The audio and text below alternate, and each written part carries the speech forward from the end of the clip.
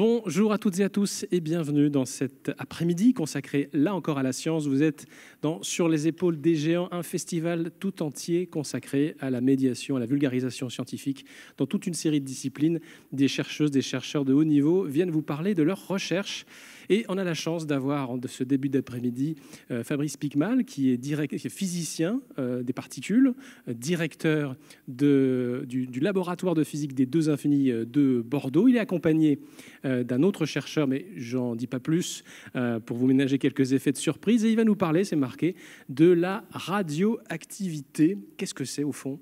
La radioactivité, donnant à voir l'invisible, c'est le sujet de cette intervention qui va durer 40-45 minutes à peu près, et à la suite de quoi on prendra vos questions, mesdames et messieurs. Si vous avez des interrogations par rapport à ce qui aura été dit, ce sera le moment à la fin de lever la main pour que je vienne vous tendre un micro et on entendra avec grand plaisir vos commentaires et réactions. Voilà, Monsieur Piquemal, je vous laisse la parole et puis je reviens vers vous à la fin de votre intervention pour cet échange avec la salle. Très bien, merci.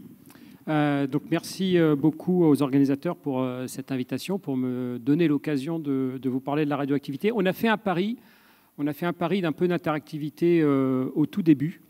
Au cours de cet exposé, je vais vous présenter la radioactivité, comment on peut voir la radioactivité, vous parler un peu de son histoire, vous dire qu'on recherche toujours des nouvelles radioactivités, par exemple comprendre l'origine de la matière dans l'univers, et puis aussi quelques applications.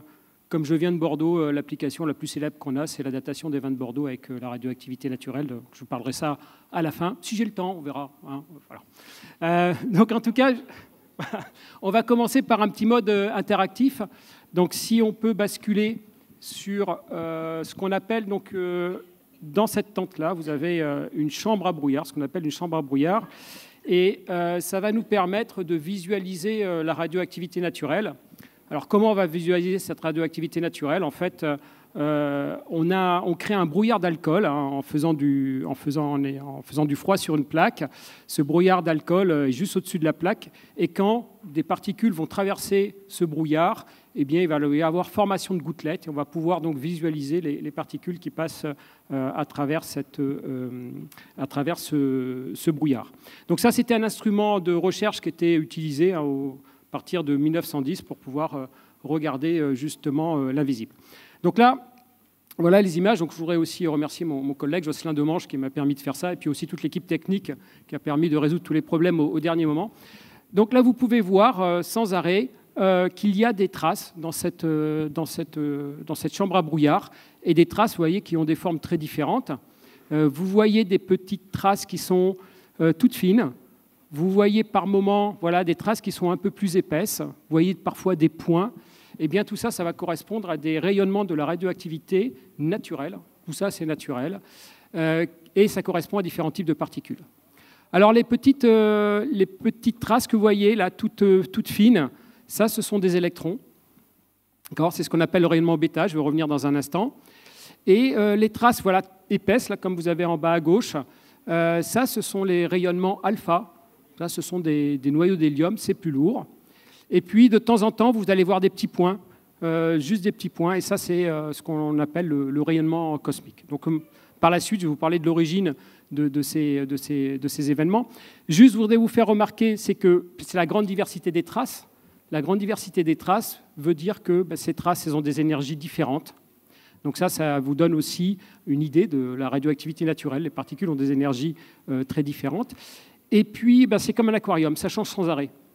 Et c'est le côté aléatoire de la radioactivité. Vous ne pouvez pas prédire ce que vous allez voir une seconde après. Par contre, vous allez voir des événements, mais vous ne pouvez pas prédire lesquels. Voilà. Donc on va revenir sur la présentation. Éventuellement, on reviendra à ça tout à la fin, mais vous aurez aussi la possibilité, je crois qu'il y a un petit temps avec la prochaine intervention, donc vous aurez aussi la possibilité d'aller voir directement cette chambre à brouillard, les événements dans la chambre à brouillard.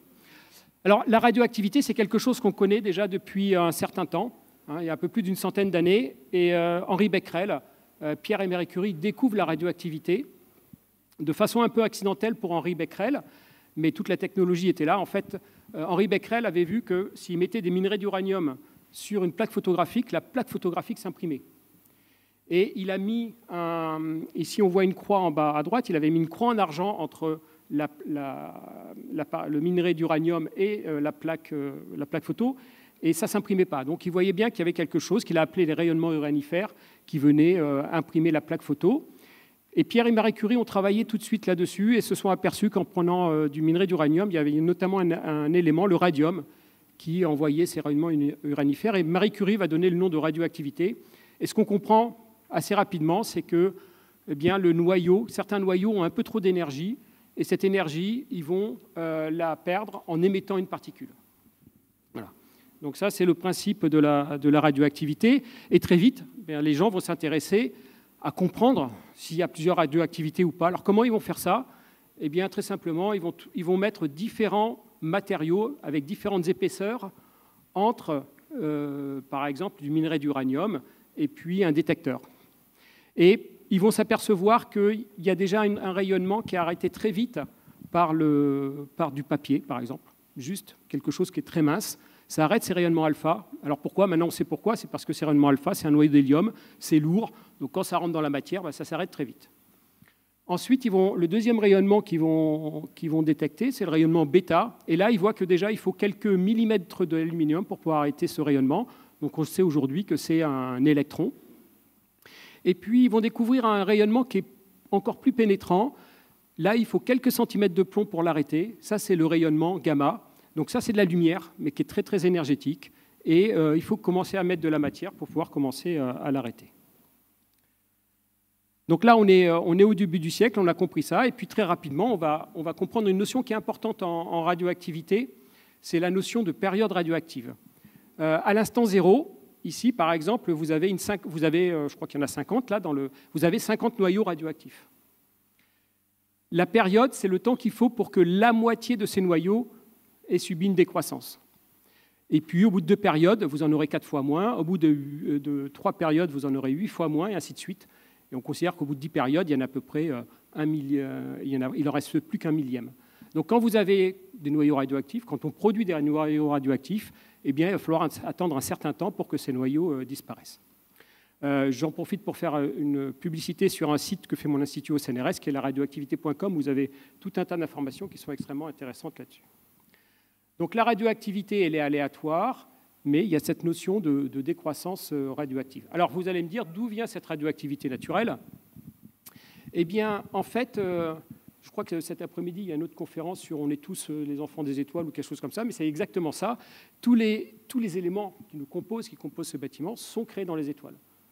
Donc, par exemple, notre Soleil va pouvoir créer des éléments jusqu'au fer. Pour créer des éléments plus lourds, pour aller jusqu'à l'uranium, eh bien, ça va se passer dans des supernovas ou à la surface d'étoiles à neutrons. Et donc vont être produits des noyaux comme le thorium-232, comme l'uranium-238. L'uranium, il a une période de 4,3 milliards d'années. Donc, pour que, par exemple, si tout l'uranium dans l'univers avait été créé il y a 4,3 milliards d'années, aujourd'hui, il n'en resterait plus que la moitié. Mais il se produit en permanence, la Terre elle est bombardée en permanence, mais en tout cas au début de la création de la Terre, il y avait cet uranium qui était présent, et il continue à décroître. Et il décroît suivant une chaîne qu'on appelle une chaîne radioactive, et donc on crée tout un tas de noyaux radioactifs qui ont des périodes plus ou moins longues. Donc on a toujours cette chaîne-là, parce que l'uranium, il a 4 milliards d'années, donc sans arrêt, l'uranium, il alimente cette chaîne radioactive.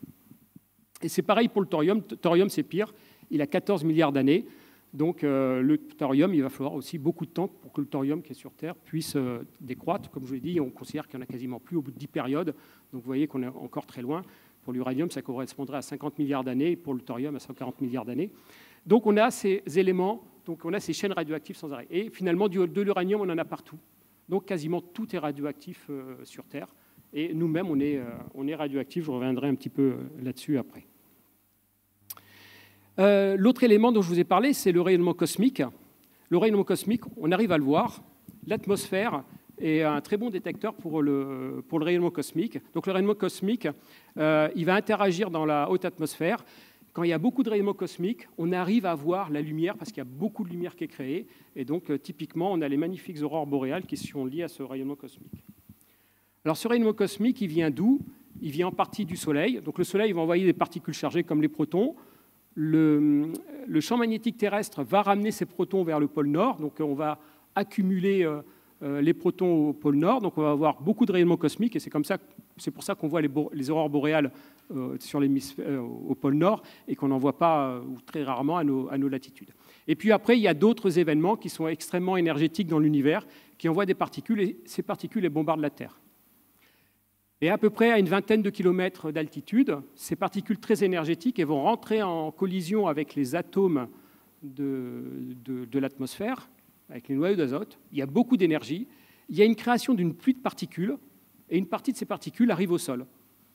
Et typiquement, on a 10 millions de rayonnements cosmiques par mètre carré par jour. Donc à peu près, vous en avez 10 millions qui vous traversent chaque jour de ces rayonnements cosmiques. Et on en voyait quelques-uns dans la chambre à brouillard. Oui, ce que j'ai oublié de dire, dans la chambre à brouillard tout à l'heure, peut-être que vous avez vu, il y avait juste des petits points. Ça, ce sont les rayonnements cosmiques qui arrivent du haut, donc ils ne laissent pas de traces parce qu'ils sont perpendiculaires en majorité par rapport à la chambre à brouillard. Mais donc on peut arriver à voir ces rayonnements très bien.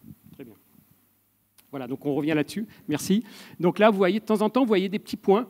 Et ces petits points, c'est le rayonnement cosmique. Donc ça, c'est une façon aussi de pouvoir visualiser le rayonnement cosmique, qui en fait, lui, a été découvert un peu plus tard. Il a été découvert en 1930, parce qu'on n'avait pas identifié dans les premières chambres à brouillard qu'il y avait ce rayonnement cosmique. Merci. Donc maintenant, ici, là, dans cet environnement-là, dans notre environnement de tous les jours, on est soumis à une radioactivité naturelle. Donc l'unité, c'est à peu près 4,5, c'est le millisievert, et on a 4,5 millisieverts. Donc en gros, vous en avez un tiers, ça vient de la partie médicale, mais tout le reste vient de la radioactivité naturelle. Donc vous voyez que ce qu'on appelle le rayonnement tellurique et le rayonnement cosmique, c'est ce dont je vous ai parlé. Donc ça représente, si j'enlève le rayonnement venant du médical, ça représente à peu près un tiers de la dose radioactive qu'on prend à chaque moment. Et puis il y a le radon. Le radon, c'est un descendant de l'uranium. Donc parfois, le radon, il peut s'échapper du matériau. Donc dans l'air, il y a en moyenne 15 désintégrations par seconde qui viennent du radon, qui vient de la décroissance de l'uranium. Et puis, comme je vous l'ai expliqué, à peu près tout est radioactif. Donc ce qu'on boit, ce qu'on mange est également radioactif. Alors maintenant, la radioactivité, vous allez me dire, ça fait 100 ans qu'on l'a découverte. Je vous ai dit, on a compris quel était le type de radioactivité. Donc, est-ce que c'est toujours quelque chose qu'on étudie? Oui. Et même, on cherche des nouvelles radioactivités. Alors, je vais vous montrer comment on cherche des nouvelles radioactivités en allant sous terre. Je vais vous expliquer pourquoi on va sous terre. Mais des nouvelles radioactivités, on en crée aussi en créant des nouveaux noyaux dans les accélérateurs. Dans les accélérateurs, on essaye de comprendre ce qui se passe dans les étoiles. Dans les étoiles, il y a des noyaux qui sont créés, qui n'existent pas sur Terre. Et donc, dans les étoiles, ils sont créés. Nous, pour comprendre comment ça marche, les étoiles, eh bien, on crée auprès de collisionneurs, comme au grand accélérateur national dont l'Uracan, eh bien, on va créer des noyaux. Et là, jusqu'à présent, on a créé 3000 nouveaux noyaux pour comprendre ce qui se passe dans les étoiles. Et ces noyaux, eh bien, il y en a quelques-uns, ils nous montrent qu'il y a des nouvelles radioactivités. Par exemple, il y a des noyaux qui peuvent émettre 2 protons. Voilà. Donc ça, c'est une découverte qui a été faite il n'y a pas très longtemps. Et puis, je vais vous montrer qu'en fait, on peut aussi chercher des radioactivités extrêmement rares qui peuvent nous permettre de comprendre comment la matière a été créée au tout début de l'univers. Et je vais aussi vous montrer comment on peut utiliser la radioactivité pour faire tout un tas d'applications. Et vous verrez que les applications qu'on peut faire avec la radioactivité naturelle sont vraiment très, très nombreuses et concernent énormément de champs de sciences. Alors peut-être, on va revenir en arrière et je vais vous expliquer comment, avec la radioactivité, on peut essayer de voir comment la matière a été créée au tout début de l'univers. Alors pour ça, on remonte en 1914. Donc 1914, on a bien compris, hein, il y a de la radioactivité, il y a des rayonnements alpha, bêta, gamma. Jusque-là, tout va bien. Mais les physiciens s'intéressent à la mesure de l'énergie de l'électron qui est émis dans un rayonnement, dans une désintégration bêta. Donc un bêta, on a à l'intérieur du noyau, le noyau est fait de protons et neutrons. On a un neutron qui se transforme en proton en émettant un électron. Et 3 physiciens, Chadwick, Hahn et Meitner, mesurent l'énergie de ces électrons. Donc on sait que la radioactivité, c'est un noyau qui a un surplus d'énergie, et ce noyau se transforme en un autre noyau, et c'est toujours la même énergie qui est libérée. Donc on s'attend, comme c'est toujours la même énergie, à ce que l'électron ait toujours la même énergie. Or, qu'est-ce qu'ils constatent? C'est que quand ils mesurent l'énergie de l'électron, bien, ils n'ont pas juste une énergie unique, ils ont tout un tas de... L'énergie peut prendre tout plein de valeurs entre 0 et l'énergie de la réaction. Et ça, pendant presque 20 ans, ça va perturber les physiciens. Il y a même un éminent physicien, Niels Bohr, qui est un des pères de la mécanique quantique, qui, de façon désespérée, va dire bien, peut-être que finalement, dans le monde subatomique, l'énergie n'est pas conservée. Donc pour un physicien, dire que l'énergie n'est pas conservée, c'est quand même un peu une hérésie. Donc il y a un autre physicien qui s'appelle Wolfgang Pauli qui, lui, ne se résolvait pas à ça, à cette idée-là. Lui, il a dit, j'ai une idée. J'ai une idée, c'est finalement, avec l'électron, va être émis une autre particule. Alors cette particule, c'est simple, on ne la verra jamais, parce qu'elle n'interagit pas dans nos détecteurs. Donc en gros, il dit, ça ne me coûte pas cher d'imaginer l'idée, mais comme ça, je sauve la conservation de l'énergie, puisque l'électron il est émis, le neutrino il est émis, chacun apporte un peu d'énergie. L'énergie, elle se répartit au hasard entre les deux. Et donc, ce qui fait que quand je mesure juste l'énergie de l'électron, l'électron peut prendre tout un tas de valeurs d'énergie différentes. Conceptuellement, c'est vraiment un très très gros changement en physique des particules. Et lui-même, il était pourtant Pauli, c'est quelqu'un qui avait une estime assez haute de sa personne, mais il n'osait pas vraiment mettre en avant cette idée-là. Mais aujourd'hui, c'est quelque chose qui est assez courant maintenant en physique des particules, d'imaginer qu'il puisse y avoir d'autres particules quand on arrive sur un problème où on n'arrive pas à tout expliquer. Donc en tout cas, il découvre ça, il dit ça ne me coûte pas cher, parce que de toute façon, c'est juste une idée théorique, et personne ne la découvrira. Mais si quelqu'un va la découvrir, donc deux physiciens, Reines et Cohen, ils vont se placer près d'un réacteur nucléaire. On va voir tout à l'heure pourquoi. Un réacteur nucléaire émet beaucoup de neutrinos, puisqu'il y a de la radioactivité. Et en 1956, il n'y a pas Internet. Ils envoient un télégramme à Pauli pour lui dire ça y est, on a vérifié votre idée, il y a bien un électron et un neutrino qui sont émis en même temps. Et là commence, donc là maintenant, alors je vous montre rapidement l'idée qu'on a maintenant de la matière avec le neutrino qui s'est rajouté donc en 1956. On sait que maintenant donc la matière c'est des protons et des neutrons qui sont composés de quarks et autour du noyau atomique composé des protons et des neutrons, on a des électrons et ça forme l'atome. Et associé à l'électron, on a le neutrino qu'on retrouve dans la radioactivité. Et aujourd'hui, toute la matière dans l'univers, on sait la décrire grâce à 3 familles. Simplement, la différence entre les familles, c'est la masse des particules. Et pour les familles qu'on appelle génération 2, génération 3, elles sont très lourdes et elles finissent par décroître vers la génération 1. Donc ce qui est génération 2, génération 3, ça va être fait dans le rayonnement cosmique auprès des accélérateurs. Mais toute la matière qui nous compose, c'est la première ligne. Et voilà. Et donc vous voyez aussi que le neutrino, il a des cousins qui sont aussi associés à des électrons qui sont plus lourds, qu'on appelle le mu et le tau. Je passe assez rapidement là-dessus. Alors, pourquoi on va s'intéresser à ce neutrino? Parce que finalement, tout à l'heure, je vous ai dit, on va voir l'invisible, mais on ne peut pas voir tout l'invisible. Et finalement, on ne peut pas voir une partie de l'invisible qui est quelque chose les particules qui sont les plus abondantes qu'on peut avoir dans l'univers et qui nous traversent. Alors, pourquoi il pleut des neutrinos? On a une formidable usine à neutrinos proche de nous, c'est le Soleil. Donc là, sur l'ongle là, de mon petit doigt, là, à chaque instant, à chaque seconde, j'ai 64 milliards de neutrinos qui traversent là, mon ongle. Et ça, de jour comme de nuit, parce que le neutrino, il n'interagit quasiment pas avec la matière. Les supernovas, quand une étoile, c'est un équilibre entre la pression de radiation qui voudrait que l'étoile s'étend et puis la gravitation qui voudrait au contraire qu'elle s'effondre sur elle-même. Et donc quand une étoile elle a fini de brûler son carburant et qu'elle a une masse qui est au moins 4 ou 5 fois la masse du Soleil, eh bien l'explosion est très violente. Et là, il y a une émission de neutrinos et il y a eu une supernova en 1986 qui a explosé à 170 000 années-lumière. Et pendant une dizaine de secondes, on a eu 5 milliards de neutrinos par seconde qui sont venus de cette supernova. Juste, une remarque que je voudrais faire, c'est que les neutrinos, ça nous permet, on est capable de détecter les neutrinos qui viennent du Soleil. Les neutrinos qui viennent du Soleil, ils sont créés tout au centre du Soleil, et ça nous donne une image du Soleil sur ce qui s'est passé dans le Soleil à peu près 8 minutes, avec un décalage de 8 minutes, c'est le temps qu'il faut pour les neutrinos pour arriver sur Terre. Quand on regarde cette image du Soleil, on a le reflet de ce qui s'est passé au cœur avec à peu près 300 000 années de retard, puisque c'est le temps qu'il faut pour que finalement la chaleur produite au centre arrive à l'extérieur. Donc les neutrinos, ça nous permet de vérifier que notre étoile marche bien. Et on peut aussi détecter les neutrinos qui viennent des supernovas. Ça nous permet d'observer des étoiles qui sont à 170 000 années-lumière. Donc le neutrino, ça peut aussi être un vecteur, même s'il interagit très très peu, ça peut être un vecteur pour nous aller sonder les étoiles, même très loin. La plus grosse source de neutrinos, ça a été le Big Bang. Donc au début de l'univers, l'énergie devient matière. Et là, dans chaque centimètre cube de cette pièce, il y a 300 neutrinos reliques, donc qui ont été créés au tout début de l'univers. Alors ça, c'est le Graal pour les physiciens qui étudient les neutrinos, de les détecter, parce que si on arrivait à les détecter, on aurait une image de ce qui s'est passé dans l'univers quelques secondes après le Big Bang, parce que les neutrinos ont arrêté d'interagir avec la lumière, avec la matière pendant juste quelques secondes après.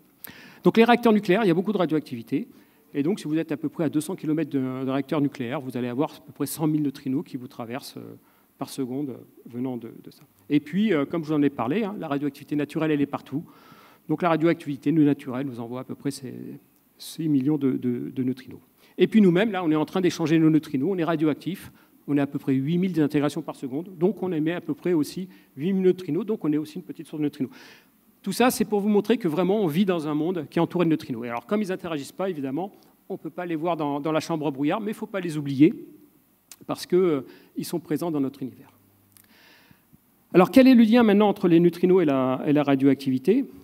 C'est qu'il y a un physicien qui est méconnu en France, mais qui est du niveau un physicien qui est du niveau de Galilée ou d'Einstein, c'est Ettore Majorana. Ettore Majorana, il va se poser une question qui peut paraître ésotérique un petit peu au premier abord. C'est est-ce que le neutrino et son antiparticule, ce qu'on appelle l'antineutrino, est-ce que c'est la même chose? Est-ce que je peux distinguer un neutrino d'un antineutrino? Vous allez me dire jusque-là, c'est une question peut-être pour les chercheurs, mais ça n'a pas grand intérêt. Ben, en fait, si, ça a un intérêt parce qu'on comprend aujourd'hui que si on veut comprendre comment la matière a été créée au tout début de l'univers, eh bien, il faudrait que le neutrino soit sa propre antiparticule. Et ça, et après, si le neutrino est sa propre antiparticule, eh bien, au tout début de l'univers, on serait passé par une phase dans laquelle l'univers était rempli de neutrinos très très lourds, et ces neutrinos, en se désintégrant, ils ont donné la matière qui nous compose. Alors, comment pouvoir vérifier si le neutrino est sa propre antiparticule? Eh bien, pour ça, on va utiliser une radioactivité qui est très rare, qu'on appelle la double désintégration bêta. Donc, la désintégration bêta, c'est, comme je l'ai expliqué tout à l'heure, c'est un électron et un neutrino. La double désintégration bêta, ça va être 2 électrons, 2 neutrinos. Jusque-là, tout va bien. Donc ça, on l'a observé, cette radioactivité assez récemment. C'est une radioactivité qui a été découverte il y a 30 ans. Alors pourquoi on a mis du temps à la découvrir? C'est que les périodes sont très très longues. Là, la période, ce n'est pas des milliards d'années, c'est des millions de milliards d'années. Donc pour pouvoir avoir cette désintégration, il va falloir prendre beaucoup de noyaux qui sont d'isotopes qui peuvent être radioactifs. Donc typiquement, on peut prendre du molybdène et on sélectionne l'isotope 100. L'isotope 100 dans la nature, il y en a 10% dans le molybdène, donc on enrichit. On en obtient 99%, et puis on va observer, on va regarder s'il y a 2 électrons qui sortent, et c'est comme ça qu'on peut arriver à voir cette désintégration très rare. Mais avec la théorie de Majorana, il y a une autre désintégration qui est beaucoup plus intéressante, où là, il y a 2 électrons, et c'est tout. Alors qu'est-ce qui se passe? Eh bien, le neutrino, il est réabsorbé dans le noyau. Et pour qu'il soit réabsorbé dans le noyau, il faut qu'il soit sa propre antiparticule. Donc si on voit cette radioactivité, eh bien, on va pouvoir dire que le neutrino est sa propre antiparticule, et donc on va pouvoir dire Majorana a raison, et finalement, la matière, elle a été créée parce que l'univers est passé par une phase où il y avait des neutrinos très lourds. Donc ça, aujourd'hui, il y a une course mondiale pour essayer de chercher cette nouvelle radioactivité. Alors, vous allez me dire, il y a 2 radioactivités. Comment je vais distinguer celle avec les 2 neutrinos, celle sans les neutrinos? Donc, toujours pareil, il y a une différence d'énergie entre le noyau père et le noyau fils, qui est toujours la même. Donc, si je mesure l'énergie des électrons qui sont émis, puisque le neutrino, je ne vais pas pouvoir le voir, donc dans le cas de la désintégration à gauche avec les 2 neutrinos, la somme de l'énergie des deux électrons, ça va être continu, puisque les neutrinos emportent de l'énergie. Par contre, dans celle de droite, les neutrinos, ils emportent toute l'énergie. Donc la somme de l'énergie des deux électrons, ça va être un pic. Donc ce qu'on va chercher, c'est un pic à une énergie donnée pour voir si on peut voir cette désintégration. Alors, comme je vous l'ai dit, là, on parle d'une période de à peu près 10 millions de milliards d'années. Donc pour pouvoir observer ça, il faut avoir à peu près 10 millions de milliards d'atomes.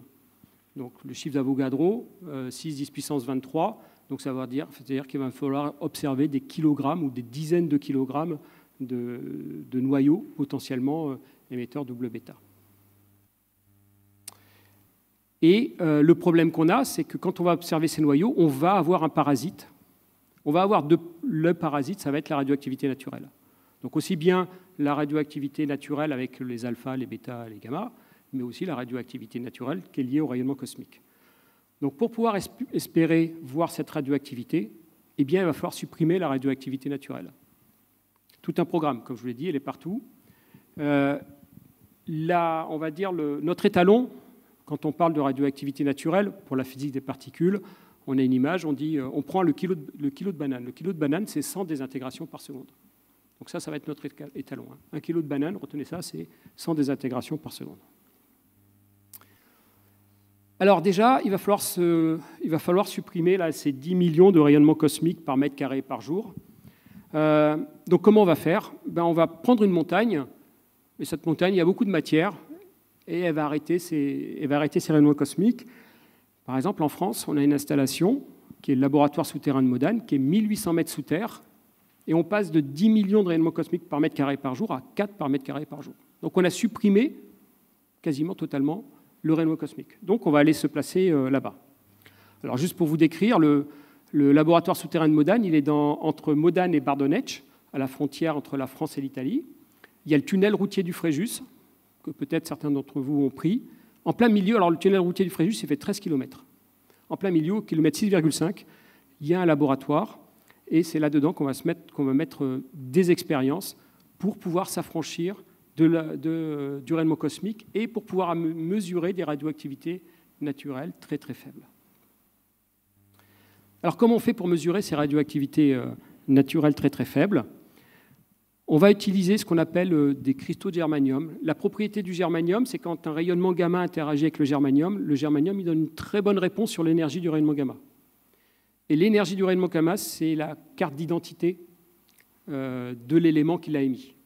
Donc césium-137, par exemple, va émettre un rayonnement gamma à une énergie très particulière. Le bismuth 214 va émettre un rayonnement gamma avec une énergie très particulière. Et le détecteur, le germanium, a la particularité de pouvoir très bien différencier les différentes énergies qui sont émises par la radioactivité naturelle.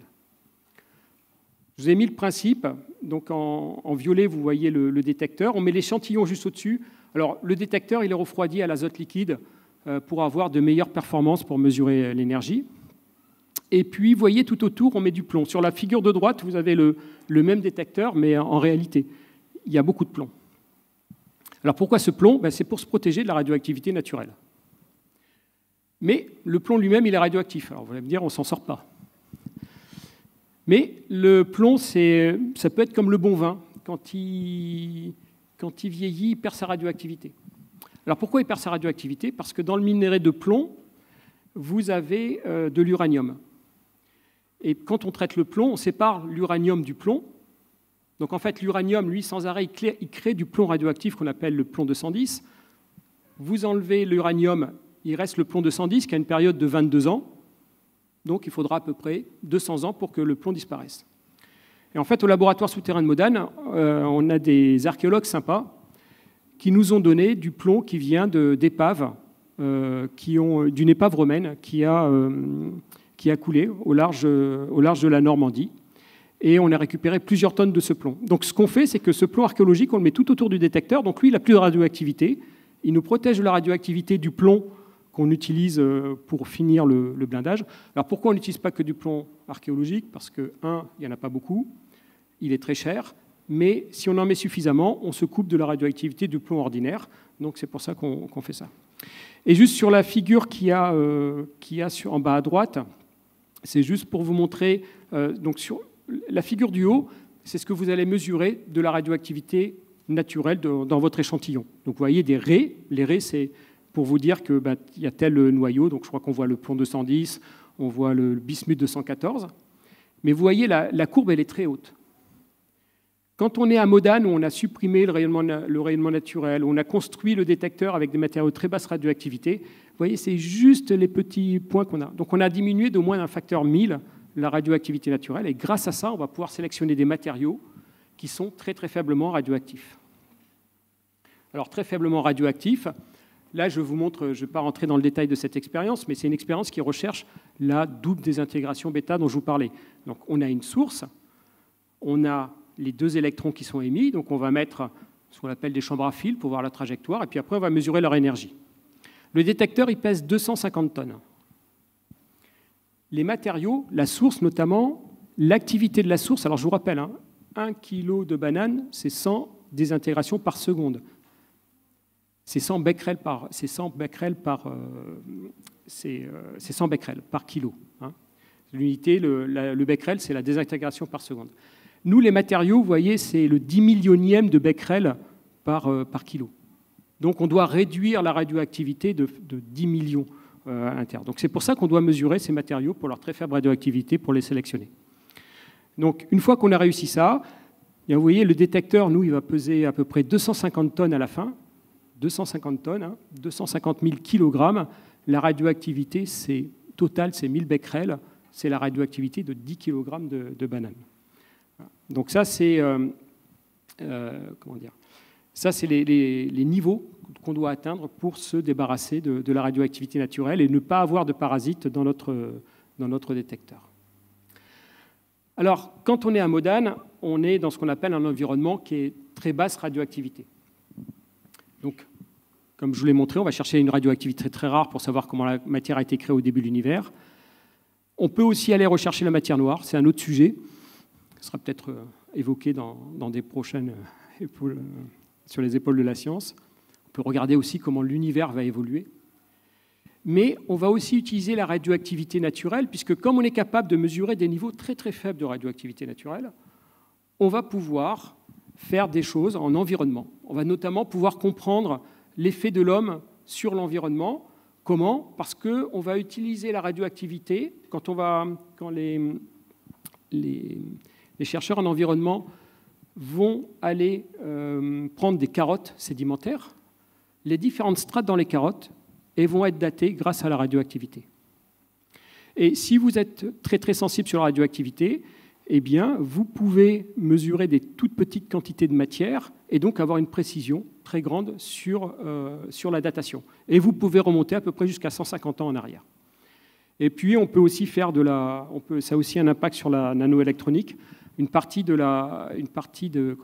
erreurs qu'il peut y avoir dans les circuits microélectroniques vient de la radioactivité naturelle, peut venir de la radioactivité naturelle des composants.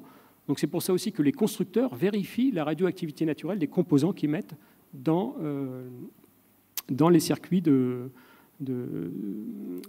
nano-microélectronique. On peut regarder aussi l'effet des radiations sur la biologie. Et donc, qu'est-ce qui se passe quand on met le vivant dans un environnement sans radioactivité ? Comment il évolue ? Donc ça, ce sont aussi des choses qu'on regarde. Dernièrement aussi, j'ai déposé un brevet avec l'Institut Pasteur pour regarder quel est l'effet de la radioactivité quand on veut conserver des cellules souches sur des dizaines et des dizaines d'années. Les cellules souches, elles sont inertes, elles ne se réparent pas. Par contre, elles accumulent la dose pendant des dizaines et des dizaines d'années. Donc, qu'est-ce qui se passe à leur réveil ? Est-ce qu'il y a plus de mortalité ? Est-ce qu'elles peuvent muter ? Donc voilà, avec Pasteur, on a travaillé en faisant des mesures dans le laboratoire souterrain de Modane pour essayer de comprendre ça. Et puis, je vais vous parler juste dans un instant de l'application qu'on peut faire sur la datation du vin. Je ne sais pas combien de temps il me reste. Mais il y a plein d'autres choses. On peut faire la océanographie. Par exemple, moi j'ai appris au contact des océanographes que dans l'océan, on a des colonnes d'eau. Ces colonnes d'eau, elles se déplacent, elles se dissolvent, elles se recréent. Et ils vont mesurer, en fait, ils vont suivre le parcours de ces colonnes d'eau et dater l'âge de ces colonnes d'eau en mesurant le radium naturelle qu'il y a dans ces colonnes d'eau. La glaciologie aussi. Par exemple, en Antarctique, ils vont mesurer, en mesurant la radioactivité naturelle, le beryllium 7, ils vont essayer de mesurer la quantité de précipitations qu'il y a dans l'Antarctique. Il y a très peu de précipitations, de l'ordre de 1 mm de neige par an, et c'est comme ça qu'ils peuvent regarder. Et ils s'en servent aussi pour dater de la radioactivité, pour dater les carottes qui font plus profond. Et l'enjeu qu'il y a en datant ces carottes, eh bien, c'est de regarder comment la cryosphère s'est développée en hémisphère sud ou en hémisphère nord avec ça. Voilà. Donc on va faire énormément de choses avec ces mesures de basse radioactivité. Alors, évidemment, à Bordeaux, on a toujours été un peu sensible à ce qui se passe sur le vin. Et là, je vais vous raconter une histoire qui, en fait, a été faite par mon collègue Philippe Hubert. On travaille dans le même groupe. Et alors, lui, il me parlait pendant longtemps, il me disait « Ah, ce serait bien un jour, il faudrait mesurer la radioactivité du vin. » Il me dit « Mais bon, quand même, j'aime bien le boire, j'aime pas trop savoir ce qu'il y a dedans. » Bon, alors, donc, c'était une question qu'on se posait de temps en temps. Et il a été contacté en 2000 par la répression des fraudes. Alors pourquoi ? Parce que sur le marché venaient d'apparaître des bouteilles de Château Margaux 1900 et des bouteilles de Château Lafite 1900. Donc on était en 2000, 100 ans, centenaire, et ces bouteilles étaient mises 3 000 euros, étaient vendues au prix de 3 000 euros sur le marché. Bon. Pour la répression des fraudes, ce n'était pas très cohérent, pour les châteaux non plus. Pour les négociants non plus, mais il n'y avait pas de preuves scientifiques sur la date de ces bouteilles. Donc il avait quand même donné à des œnologues qui dataient le vin à peu près du début des années 60. Alors ils ont demandé à mon collègue, est-ce qu'on peut trouver une méthode scientifique pour dater ces bouteilles ? Donc lui, il a eu l'idée d'utiliser ce qu'on appelle la spectroscopie gamma et d'essayer de mesurer le césium-137 sur les bouteilles de vin. Alors au tout début de la méthode, pour tout vous dire, on ouvrait le vin, on le desséchait, on mesurait les cendres, et après on disait c'est du bon ou c'est du pas bon. Alors, ça c'était un peu problématique. Donc lui, il a travaillé avec le comité interprofessionnel des vins de Bordeaux, la région d'Aquitaine, pour mesurer directement le césium à travers les bouteilles. Alors pourquoi on mesure le césium ? Eh bien parce que le césium, c'est un isotope anthropique. Il est produit par l'homme. Alors il commence à apparaître dans les années 1950 avec les explosions nucléaires, les essais nucléaires. Donc vous voyez, de 1950 à fin des années 50, on voit une montée de l'activité en césium-137 dans les bouteilles. Alors, il faut quand même que je précise quelque chose. Pourquoi on peut faire ça ? C'est parce qu'on a des détecteurs qui sont extrêmement sensibles. L'échelle que vous voyez là au maximum, c'est 1 becquerel par litre. Hein. En gros, 1 becquerel par kilo. Donc je vous rappelle que la banane, c'est 100 becquerels par kilo. Donc ce n'est pas le césium qu'il y a dans le vin qui va vous faire mal à la tête. Hein. Mais vraiment, on peut mesurer ça parce qu'on a des sensibilités très faibles. Donc vous voyez une baisse dans les années 60, c'est un moratoire entre les Américains et les Russes qui décident de réduire les essais nucléaires. Et puis ça repart de plus belle. Et puis, vous voyez, au milieu des années 60, là, il y a un pic. Et puis, il y a une grande décroissance. Alors les points que vous voyez, c'est des bouteilles qui ont été mesurées, qui ont été données par la répression des fraudes. Et alors cette grande décroissance, ce n'est pas que les gens deviennent forcément plus raisonnables par rapport aux bombes nucléaires, mais c'est que c'est l'obligation de faire des essais enterrés parce qu'ils s'aperçoivent qu'ils envoient de plus en plus de radioactivité dans l'air. Et puis en 86, vous voyez, là c'est Tchernobyl, c'est le césium-137 qui est venu de Tchernobyl dans la région de Bordeaux. Hein. Là, ce que je vous montre, c'est la région de Bordeaux. Ce n'est pas forcément quelque chose qu'on peut appliquer aux autres vins. Là, la méthode, elle a été vraiment faite pour Bordeaux.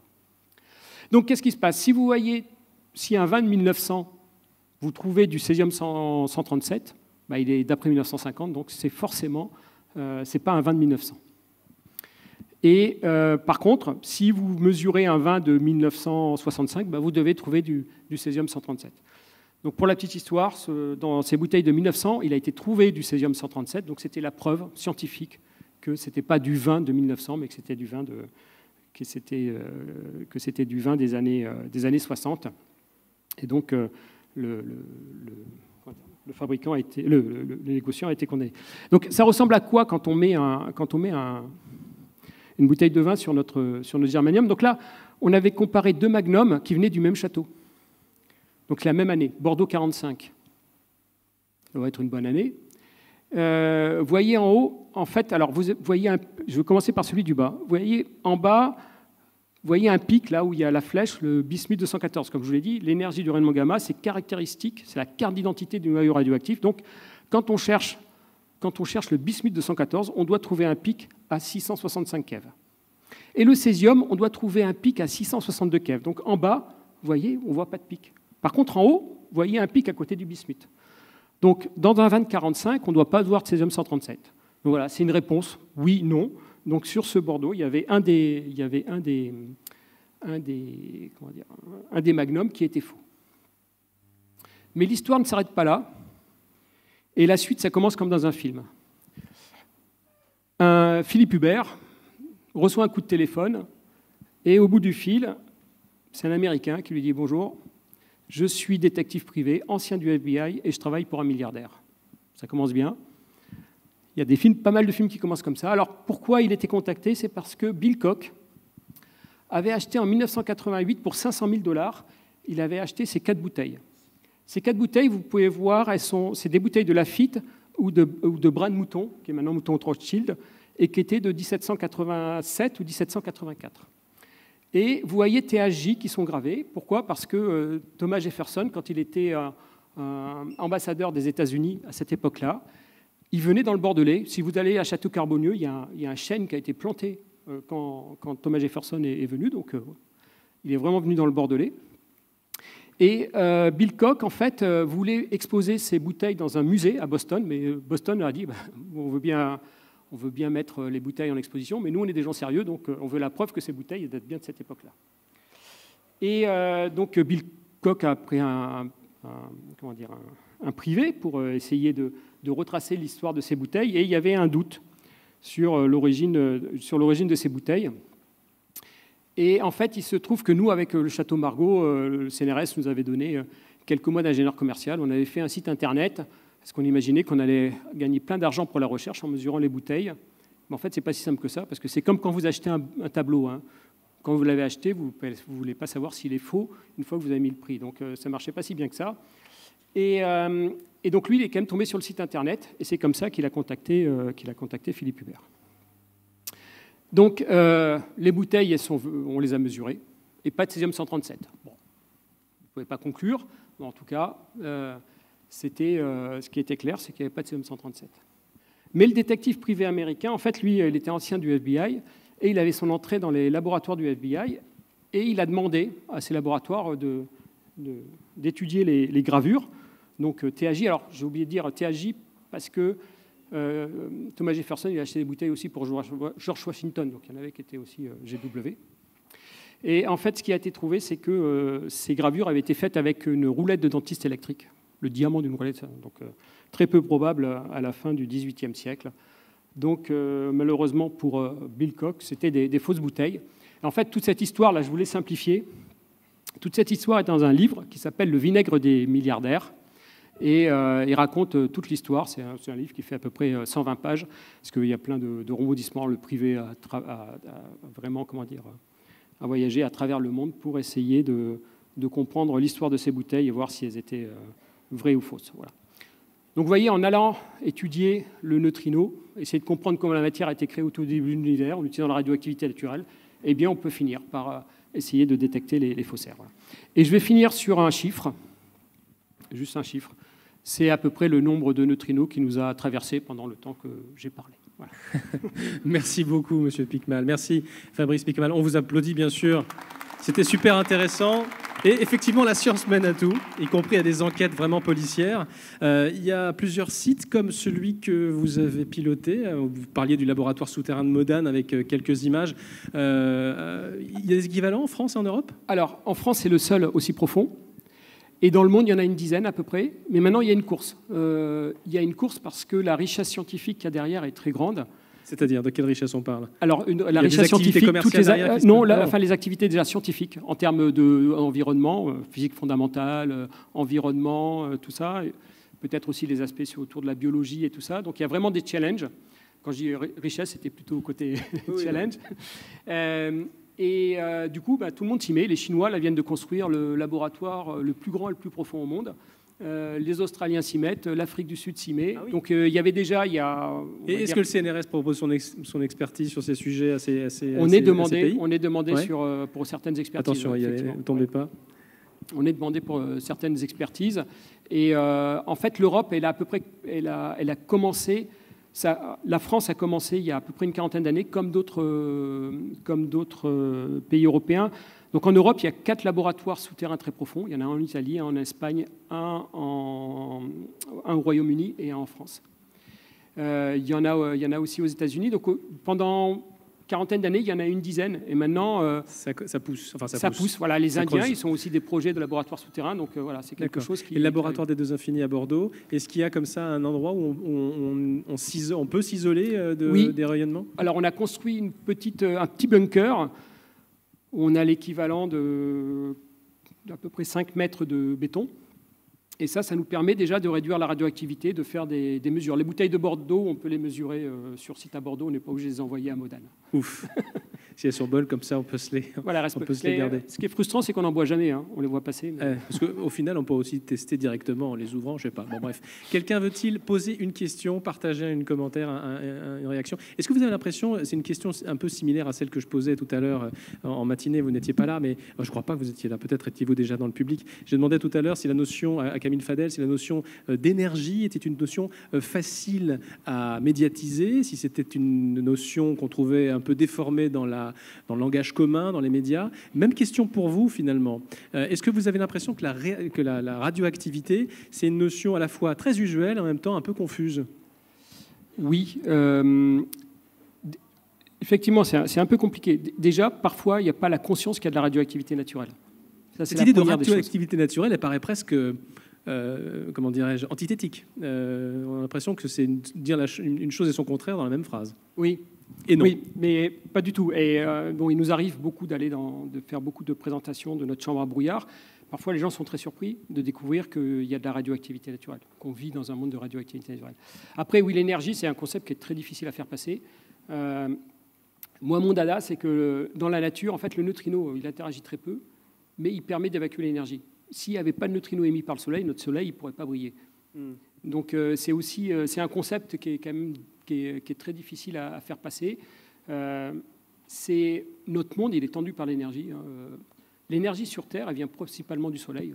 L'énergie, carbonée, c'est des plantes qui petit à petit ont donné le pétrole et des choses comme ça. Donc notre étoile, elle apporte de l'énergie. On sait pas. Voilà. Notre étoile, elle apporte de l'énergie, mais on a du mal à saisir qu'est-ce que c'est que cette énergie. Et voilà, elle apparaît sous différentes formes après. La découverte de Wolfgang Pauli, elle va bientôt, dans quelques temps, elle fera un siècle. Oui. Est-ce que depuis cette découverte-là, et cette confirmation ensuite quelques dizaines d'années plus tard, on a fait d'autres découvertes fondamentales? Est-ce qu'on en sait un petit peu plus, j'allais dire, sur ce mystérieux neutrino aujourd'hui en 2023 qu'en 1956? Alors, il reste. Ou est-ce qu'il reste encore comme la matière noire dans un autre univers, quelque chose nous échappe? Alors, il reste. En fait, c'est une particule qui reste toujours très très mystérieuse.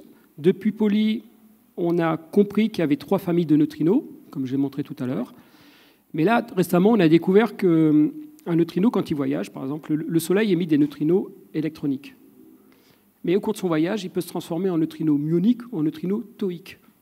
Et puis revenir en neutrino électronique. Donc ils oscillent. Ça oscille d'une famille à l'autre. Et ça, la raison profonde qu'il y a derrière ça, on ne sait pas. On sait qu'il a une masse, mais on ne sait pas laquelle. On n'a pas encore réussi à mesurer sa masse. Il peut avoir une masse, en dépit de... Alors, on sait qu'il a une masse. Ouais. Moi, j'ai commencé ma carrière... Mais on ne peut pas se représenter ça. Intuitivement, c'est impossible d'imaginer ça. Comment est-ce qu'on arrive à travailler sur une particule si petite? Il y a un challenge. Voilà. Moi, quand j'ai commencé ma carrière, le neutrino, il n'avait pas de masse. Dans le modèle standard de la physique des particules, le neutrino, il était sans masse, et on était à peu près formel, c'était pas de masse. Moi, ce qui m'a motivé, c'est de voir s'il avait une masse.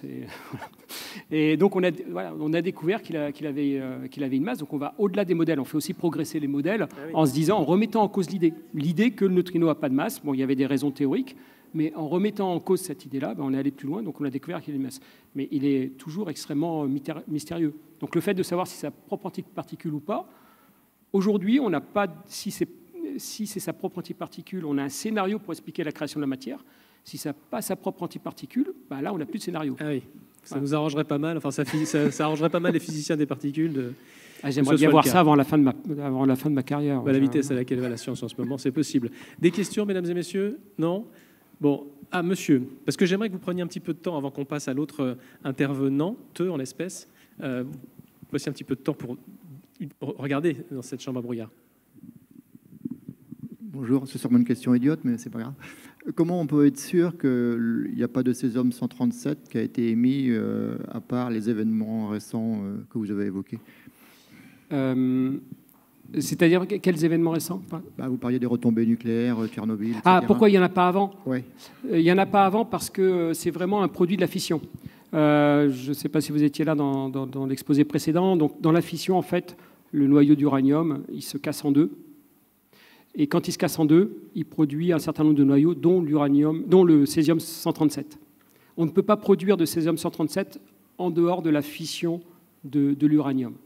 Et donc, pour en produire dans ces quantités-là, ça vient des explosions nucléaires ou dans la nature, il y a un petit peu de fission de l'uranium, mais ça ne nous donne pas du tout les niveaux de césium-137 qu'on a là. Donc ça, on est vraiment sûr que ça vient de ça. Et la courbe, elle est universelle. Hein. Donc. Une autre question? Non?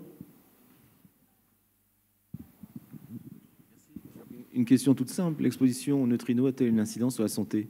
Question basique. Absolument pas, parce que dans tout ce que... Certainement, bonne question. Je vous ai montré le nombre de neutrinos qui nous a traversés. Ouais. Mais ça dans n'interagit toute pas avec votre la vie, matière. voilà, dans toute votre vie, il n'y en aura aucun qui interagira avec vous.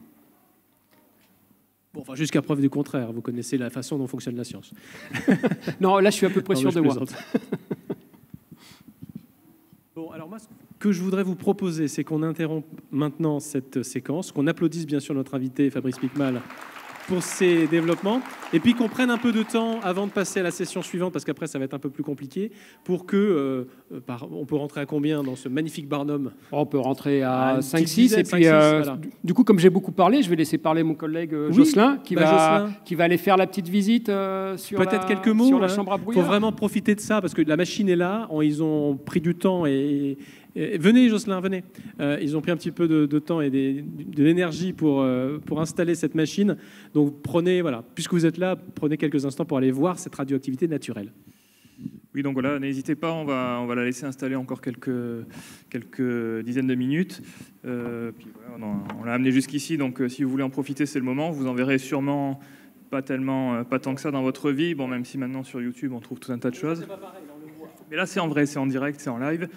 Et ça n'a pas l'air comme ça, mais c'est un outil très puissant parce que ça permet de visualiser à l'œil nu quelque chose qui est invisible. Invisible pour deux raisons, parce que les particules, elles sont vraiment plus que microscopiques. Elles sont vraiment même pas nanométriques, encore en dessous. Et en plus, même si elles étaient assez grandes, on ne les verrait pas parce qu'elles sont trop rapides. Donc ça ralentit le temps et ça agrandit l'espace. Voilà. Bon, merci à vous, messieurs. Merci à vous. Merci beaucoup. Puis on se retrouve dans quelques minutes pour parler d'un tout autre sujet, celui du boson de Higgs. À tout à l'heure.